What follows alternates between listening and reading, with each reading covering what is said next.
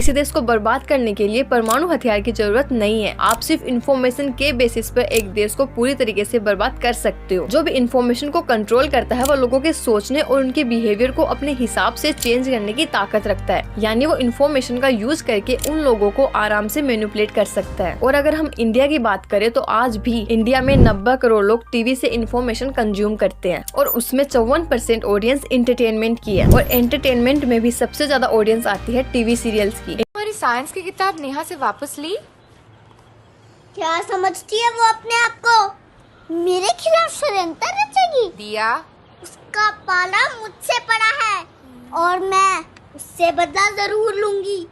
वो मेरे पंजे से बच नहीं पाएगी। दिया, ये तुम बस देखती जाओ माँ। इंडिया में टीवी सीरियल्स का क्रेज इतना बढ़ चुका है कि औरतें एक बार को ऑक्सीजन लेना भूल सकती है लेकिन अपना फेवरेट शो देखना नहीं। क्या आपको पता है कि एक शो को लंबे समय तक देखने के बाद आप बिंज वॉचिंग के शिकार हो सकते हो। इसका मतलब है कि आपको हर दिन वो शो चाहिए। अगर वो शो खत्म हो जाता है तो लोगों में डिप्रेशन, एंजाइटी जैसे डिसऑर्डर देखने को मिलते हैं। तो आखिर क्यों ये मेकर्स टीआरपी के लिए अपने शो को इतना एडिक्टेड बना रहे हैं? जिन लोगों को नहीं पता है मैं उनको बता दूं कि टीआरपी का मतलब है टेलीविजन रेटिंग पॉइंट, यानी कि जिस शो की जितनी ज्यादा टीआरपी होती है वो शो उतना ही ज्यादा देखा जाता है और जितना ज्यादा देखा जाना यानी कि उतनी ही ज्यादा कमाई। तो क्या सच में ये शो आपको देखने चाहिए या फिर नहीं, और कैसे ये शो आपके दिमाग को डैमेज कर रहे हैं? वीडियो एंड होते होते आपको इसका पता चल जाएगा। सबसे पहले सवाल आता है कि क्या सच में लोग इन टीवी सीरियल से इतना इन्फ्लुएंस हो रहे हैं? तो ये स्टोरी है जब रामानंद सागर की रामायण टेलीकास्ट हो रही थी। लोग इससे इतना जुड़ गए थे कि रावण को मारने उसके घर तक पहुँच गए थे और जिस दिन लक्ष्मण मूर्छित हुए उस दिन लोगों ने अपने घर में चूल्हा तक नहीं जलाया था। ठीक ऐसा ही मामला तब आया जब सास भी कभी बहू थी के लीड एक्टर मिहिर वीरानी की शो में डेथ हो जाती है और तब कई औरतें शो के सेट पर पहुंच गई और वो भी टीवी सीरियल में मिहिर को जिंदा करवाने के लिए। लेकिन क्या आपने कभी सोचा है कि ये सब शुरू कहां से हुआ? सन 1980 से 2000 ये एक ऐसा समय था जब कम बजट वाले काफी सारे शो आए और उनको लोगों ने खूब पसंद भी किया। लेकिन 2000 तक आते आते एकता कपूर ने बालाजी टेलीफिल्म्स को कमर्शियलाइज करने का कदम उठाया। कमर्शियलाइज करने का मतलब है उनको एक बहुत बड़ी ऑडियंस तक पहुँचाना, और इसके लिए चाहिए थी उनको वो ऑडियंस जो उनके शो से पूरी तरह अट्रैक्ट हो जाए और घंटों तक उन्हीं टीवी सीरियल्स को देखती रही। इसके लिए उन्होंने टारगेट किया उन औरतों को जो कि अपना सारा टाइम घर के काम काज करने में बिताती थी और उन्होंने लॉन्च किया अपना पहला शो।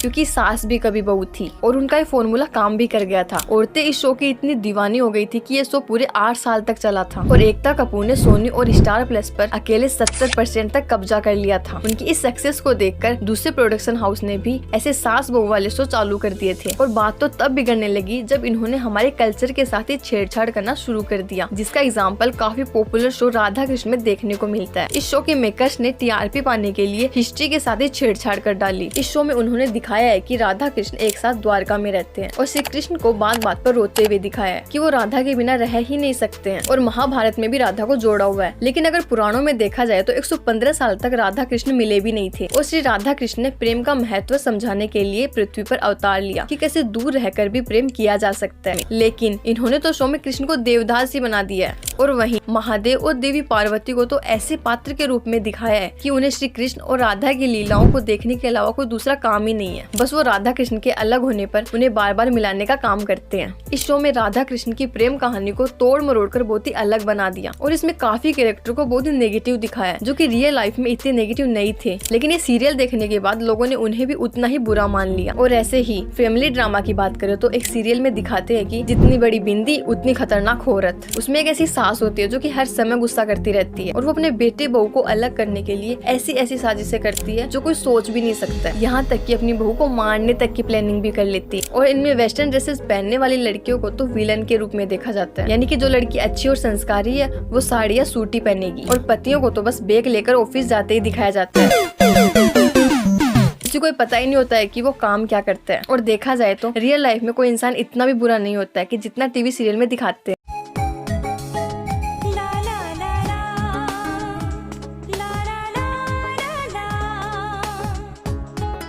और इन शो में प्यार को तो इस तरह से दिखाया जाता है कि दुनिया में प्यार के अलावा कुछ है ही नहीं। करियर और जॉब तो इन लोगों के लिए एग्जिस्ट तक नहीं करते हैं। रियल लाइफ देखी जाए तो सिर्फ प्यार और शादी ही सब कुछ नहीं है, और भी बहुत कुछ मैटर करता है लाइफ में। और ये सब देखकर हमारे घर की औरतें भी ऐसा ही सोचने लगती है कि जल्द से जल्द अपने बच्चों की शादी करवानी है। और इन शो में दिखाया जाता है कि शादी के बाद लड़का सिर्फ पत्नी की ही बात मानता है, माँ बाप और फैमिली तो उसके लिए कुछ नहीं है। टीवी सीरियल देख देख कर लोगों की मानसिकता भी ऐसी हो गई है। और आज भी काफी लोगों की यही सोच है कि अगर कोई औरत हाउसवाइफ है तो वो खाना ही बनाएगी और घर को संभालेगी, वो उन्हें कोई जॉब करते या फिर अपने बारे में सोचते हुए नहीं देख सकते हैं। ऐसा ही कुछ दिखाया है अनुपमा शो में, जो कि आजकल काफी ट्रेंड में है। क्या आपको पता है अनुपमा का एक शो पहले भी आया था, पर वो कम टीआरपी के कारण बहुत जल्दी बंद हो गया था। उस शो का नाम है सारा भाई वर्सेस सारा भाई। इस शो में इतना लड़ाई झगड़ा और इतना ड्रामा नहीं था, इस वजह से ये शो बंद हो गया। लेकिन अनुपमा शो काफी पॉपुलर हुआ। इसका रीजन क्या है? इसका रीजन है सास बहू और भारी भरकम ड्रामा। और कहीं ना कहीं एक रीजन ये भी है कि इस शो में अनुपमा को जैसे दिखाया है कि वो कितनी महान है और हमेशा अपने ससुराल वालों के लिए हर चीज सेक्रीफाइस करती है और अपने बारे में तो बिल्कुल नहीं सोचती है। ये शो देखकर लोगों की मेंटलिटी भी यही हो रही है कि एक औरत को ऐसा ही होना चाहिए। और आज अनुपमा का क्रेज इस हद तक जा चुका है कि इसके हैशटैग ट्विटर पे भी ट्रेंड करते हैं। शो में कुछ भी हो रहा हो वो सब ट्विटर के जरिए पता चल ही जाता है। और अक्सर देखा जाता है कि शो में मेकर्स को ऑडियंस की फीलिंग से ज्यादा टीआरपी की परवाह होती है। वो टीआरपी को बढ़ाने के लिए किसी भी हद तक जा सकते हैं, जैसे कि मरे हुए इंसान को बार बार जिंदा करना और जिंदा इंसान को इस हद तक टॉर्चर करना कि उसकी किडनैपिंग, उसका एक्सीडेंट तो बस नॉर्मल बात है। और प्लास्टिक सर्जरी तो ऐसी कि पूरा इंसान ही बदल देना। उसकी हाइट, उसका रंग रूप तो कुछ मैटर ही नहीं करता है। और चांद के साथ तो इनकी अलग ही पर्सनल दुश्मनी होती है, जिसमें हर दूसरा बंदा कैसे भी करके चांद पे जा रहा है या फिर चांद को धरती पे ला रहा है।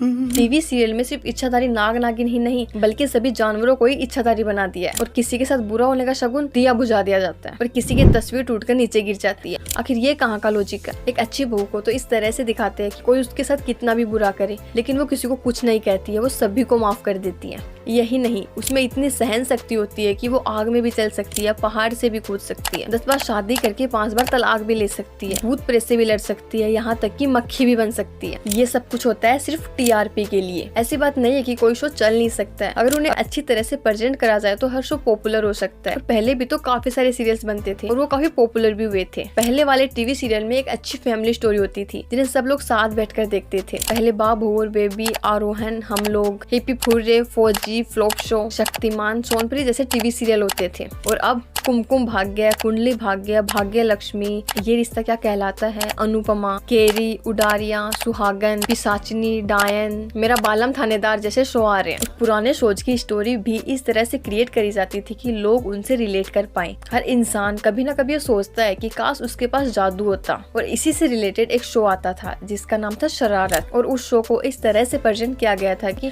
उस शो में एक लड़की के पास जादू होते हुए भी हर रोज उसकी लाइफ में प्रॉब्लम्स आती थी। अब मेकर्स टीवी सीरियल नहीं बल्कि मीम्स क्रिएट कर रहे हैं। लेकिन अगर आपको फिर भी ये लगता है कि इसमें क्या बुराई है, एंटरटेनमेंट तो हो ही रहा है, तो लेट मी टेल यू, इन शो से हम एंटरटेन नहीं बल्कि मेंटली हार्म हो रहे हैं। और खास करके हाउसवाइफ, आजकल हर एक टीवी शो प्रेडिक्टेबल और रिपीटेड से ही हो गए हैं। तो क्या इसके लिए सिर्फ मेकर्स ही जिम्मेदार हैं? अगर सच कहा जाए तो नहीं। एकता कपूर 1995 में एक शो हम 5 लेकर आई थी जो कि काफी बढ़िया था। तो क्या ये ऐसे और शो नहीं ला सकती हैं? ऑफ कोर्स ला सकती हैं, पर ऑडियंस कुछ नया या फिर कुछ हटकर देखना ही नहीं चाहती है। पिछले कई सालों में ऐसे एक्सपेरिमेंट किए गए हैं नए नए शो लाकर, लेकिन कम टीआरपी के कारण उन्हें बंद कर दिया गया। ऑडियंस को सिर्फ लव स्टोरी और फैमिली ड्रामा ही देखना है और मेकर्स को भी एट द एंड पैसे ही कमाने हैं, तो वो और रिस्क क्यों लेंगे? कुछ क्वालिटी कंटेंट देखने के लिए हमें भी एज ए ऑडियंस ग्रो करना होगा। और अब कहीं ना कहीं शो के राइटर के ऊपर भी एक प्रेशर होता है। पहले वाले शो 7 दिन में एक बार आते थे, अब हफ्ते में हर रोज शो आ रहे हैं। तो राइटर्स के पास अच्छी स्क्रिप्ट लिखने का भी टाइम नहीं होता। वैसे एक बात तो है, जो लोग टीवी देखते हैं उनमें पेशेंस बहुत होता है, वरना आज ओटीटी और सोशल मीडिया के जमाने में कौन ही टीवी के आगे घंटों तक बैठकर नेक्स्ट एपिसोड का वेट करता है। लोगों में आज इतना भी पेशेंस नहीं है कि वो यूट्यूब पर 10 सेकंड का एड भी देख सके, उसे भी वो कैसे न कैसे करके स्किप करना चाहता है। आज तो हर इंसान फ्री होते ही एंटरटेनमेंट की चीजें देखना चाहता है। और इसका मतलब ये नहीं है कि आप ये शो मत देखो, लेकिन सिर्फ एंटरटेनमेंट पर्पज के लिए। इनसे इन्फ्लुएंस मत हो।